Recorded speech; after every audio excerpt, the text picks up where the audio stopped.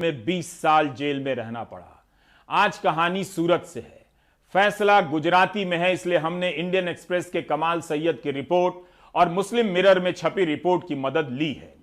इस तस्वीर में वो लोग हैं जिन पर 20 साल तक मुकदमा चला कि वे सिमी नाम के प्रतिबंधित संगठन से जुड़े हैं। शनिवार को सूरत के चीफ मजिस्ट्रेट एएन दवे ने 127 लोगों को बाइज्जत बरी कर दिया। 20 साल पहले 27 दिसंबर 2001 को सूरत के राजश्री हॉल में मुसलमानों की शिक्षा के मसले पर एक सम्मेलन बुलाया गया। इस हॉल की booking all India minority board के तहत की गई, आरिफ माजिद मंसूरी के नाम से। आरिफ माजिद मंसूरी साजिद मंसूरी के भाई हैं। साजिद मंसूरी सिमी से जुड़े थे। सितंबर 2001 में अमेरिका में 9/11 के आतंकी हमले के बाद सिमी पर प्रतिबंध लगा दिया गया था। लाल कृष्ण आडवाणी से लेकर बीजेपी के तमाम नेता सिमी को बंद करने की बात करते थे, मुद्दा बनाते थे। प्रतिबंध के बाद यह सबसे बड़ी गिरफ्तारी थी। इन 127 लोगों में 2 राजस्थान से वाइस चांसलर थे, 4-5 प्रोफेसर थे, डॉक्टर, इंजीनियर और एक सेवानिवृत्त जज भी गए थे। ये लोग संविधान के तहत मुसलमानों के शिक्षा के अधिकार विषय पर जमा हुए थे और सिमी से जुड़े होने के आरोप में फंसा दिए गए। इन सभी को आतंकी कार्यवाही, प्रतिबंधित संगठन से जुड़े होने के आरोप में गिरफ्तार किया गया। यूएपीए की कई धाराएं लगा दी गई। पुलिस ने दावा किया कि सिमी के फॉर्म मिले हैं इनके पास से, ओसामा बिन लादेन की प्रशंसा करने वाले पर्चे मिले हैं। इन लोगों को 11 महीने तक जेल में रहना पड़ा। उसके बाद गुजरात हाईकोर्ट से जमानत मिल गई। तब तक मीडिया में इनके खिलाफ ऐसा अभियान चला कि बहुतों की नौकरी चली गई। जो बिजनेस करते थे उनका बिजनेस खत्म हो गया। मौलाना अताउर रहमान वजदी साहब 86 साल के हैं, यूपी के सहारनपुर से इस फैसले को सुनने गए थे। 20 साल पहले 66 साल के थे और अब व्हील चेयर के सहारे चल रहे हैं। इस सम्मेलन में गुजरात, महाराष्ट्र, मध्य प्रदेश, उत्तर प्रदेश, कर्नाटक, राजस्थान, तमिलनाडु, पश्चिम बंगाल, छत्तीसगढ़ और बिहार से लोग गए थे। बाहर के राज्यों के आरोपियों को हर सुनवाई में आने की छूट तो मिल गई, लेकिन सूरत के लोगों को हर सुनवाई में जाना पड़ा। 7 आरोपियों की मौत भी हो चुकी है। चीफ जुडिशियल मजिस्ट्रेट साहब जो ट्रायल कोर्ट के दवे साहब, उन्होंने ये हेल्ड किया कि कोई भी आरोपी 124-27 में कोई भी कलम 10 के मुताबिक सिमी का मेंबर नहीं था। सिमी का मेंबर था ऐसा कोई प्रूव नहीं हुआ।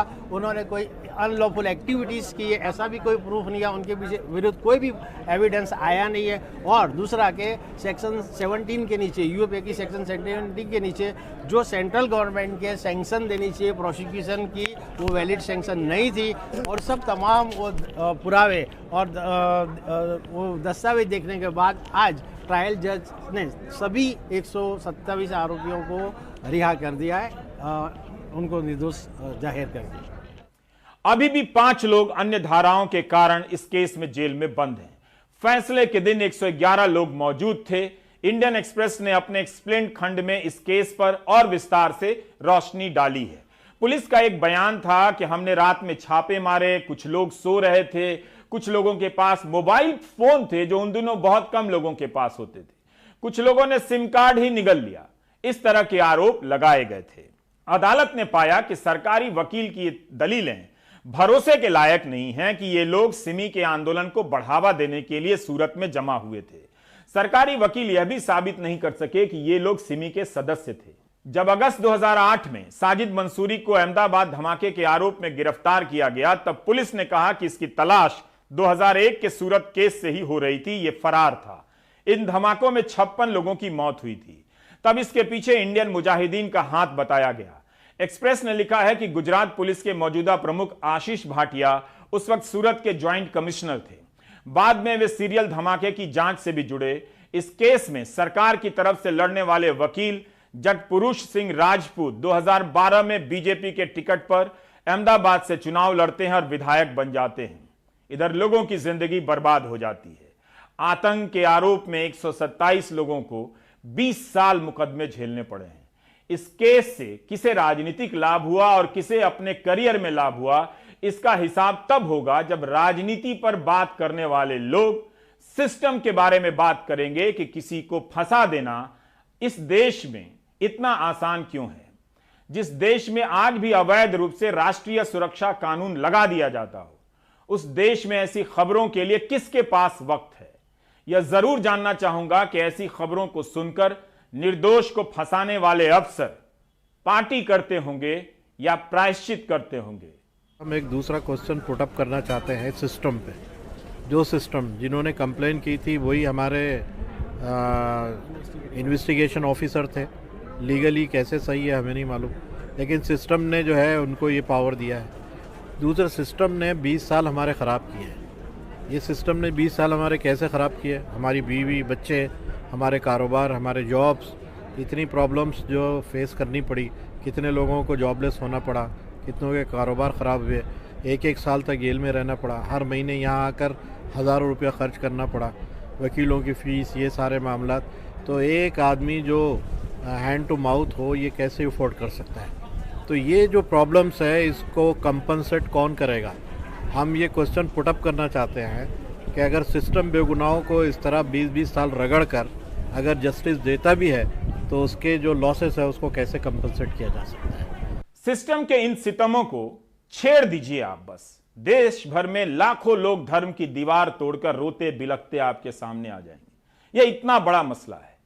सूरत के केस में ही हर 2 महीने पर सुनवाई होती थी। एक सुनवाई की फीस 7,000, 4 वकील थे। वकीलों को एक मुश्त राशि भी दी गई। आप हिसाब लगाएं कि 20 साल तक एक ऐसे आरोप में 127 लोगों ने किस तरह मुकदमे का खर्च उठाया होगा। इस सुनवाई के दौरान 7 लोगों की मौत भी हो गई। उन्हें तो इंसाफ ही नहीं मिला, न मिलेगा। आसिफ शेख ने 2001 में पत्रकारिता में गुजरात यूनिवर्सिटी में टॉप किया था। आसिफ इस सम्मेलन में गए और प्रतिबंधित संगठन सिमी के सदस्य होने के आरोप में गिरफ्तार हो गए। आसिफ के साथ के कई पत्रकार आज गुजरात में ऊंचे मकाम पर हैं, लेकिन इस केस के कारण आसिफ फर्स्ट आने के बाद भी पत्रकार नहीं बन सके, नौकरी नहीं मिली। कभी कॉल सेंटर में काम किया तो कभी मार्केटिंग की, लाउडस्पीकर बेचा तो कभी कॉन्ट्रैक्ट पर काम किया, कपड़े की दुकान खोली मगर नहीं चली। अब 13 साल से मिर्ची बेच रहे हैं। मैं यूनिवर्सिटी टॉपर था, मास्टर डिग्री मैंने जर्नलिज्म से की है, लेकिन उसके बाद भी मुझे बहुत सारे मीडिया हाउस ने नौकरी देने से मना कर दिया क्योंकि मेरे ऊपर एक टैग लगा हुआ था। मेरा केस चल रहा था सूरत में, इसलिए मैं आज पत्रकार के फील्ड में नहीं जा पाया। मेरे क्लासमेट सब आज जर्नलिस्ट हैं अच्छे मशहूर। मैं आज मिर्ची बेच रहा हूँ। मेरे से बहुत सारे लोग परेशान हुए जो अपना करियर नहीं बना पाए, बर्बाद हुए। मेरे 38 साल की उम्र में, बड़ी उम्र में शादी हुई क्योंकि मुझे कोई लड़की देने को तैयार नहीं था। ये सब कुछ होने के बावजूद भी मैं एक सोचता हूँ कि अगर अब आप अपने कम्युनिटी के राइट्स के लिए नहीं बात करेंगे, लीगल वे में बात करना सीखिएगा, बात कीजिएगा, हो सकता है आपको परेशान होना पड़े, लेकिन आप भी अगर कोई तैयार नहीं होगा बात करने के लिए, सच्चाई के लिए, अपने राइट्स के लिए, अपनी कम्युनिटी के लिए आवाज़ उठाने तैयार नहीं होगा, तो फिर कौन आवाज़ उठाएगा? हमारा सिस्टम जिस तरह विष्णु तिवारी के लिए क्रूर है, उसी तरह आसिफ के लिए भी है।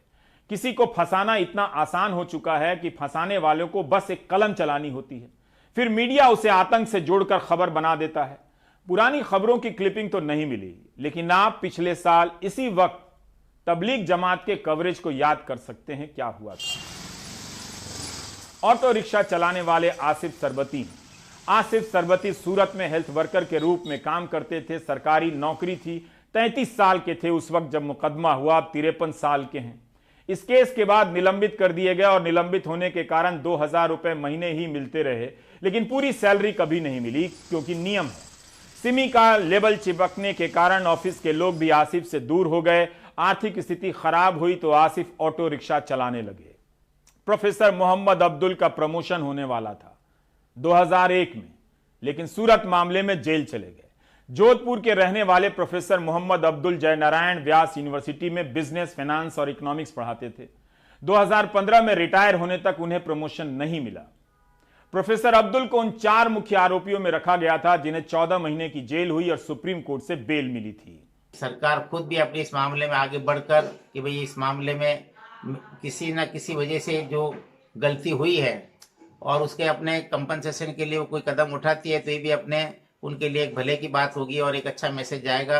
तो हम यही चाहते हैं कि अपने ये जो अच्छा फैसला हुआ है और भी अपने एक गलती से जिस चीज़ से आइडिया माइंड एजुकेशन बोर्ड के लिए एक अच्छे कदम तौर पर लोगों ने शामिल हुए थे और उसको किसी तौर पर गलत एंगल से सिमी के साथ जोड़ा गया था जो कि सही नहीं था। और उसमें पूरे भारत के अपने अच्छे अच्छे लोग, डॉक्टर, इंजीनियर, प्रोफेसर, उलमा लोग जो शरीक हुए थे उन सबको भी अपने राहत मिलनी चाहिए। उसके लिए कोई जो भी एजेंसियां हो उसके अपने तौर पर कोई काम करे और उनके लिए इस तरह का प्लान बनाए कि लोगों ने जो इस तरह की यातनाएं और अपने परेशानियां झेली, तरह तरह की अपनी चीजें जो समाज के वजह से उनको अंदर वो पीड़ित होना पड़ा, तो वो सब चीजें उनके लिए अगर राहत के तौर पर कोई पैकेज उनको मिलता है तो मिलना चाहिए। और जो जॉब में थे उनकी जॉब के मामले जो जितने भी सारे अटके हुए हैं प्रमोशन के एरियर्स के, उन सबको अपने जो संबंधित जो संस्थाएं हैं उनको भी चाहिए कि वो सारे मामले उनके लिए जल्दी से जल्दी उनको हल करे। इसी तरह कर्नाटक के निसार की पूरी जिंदगी जेल में बीत गई। मई 2016 में सुप्रीम कोर्ट ने निसार को बाइज्जत बरी किया। निसार को ट्रेन में हुए बम धमाके के आरोप में गिरफ्तार किया गया। 8150 दिन जेल में रहे थे निसार।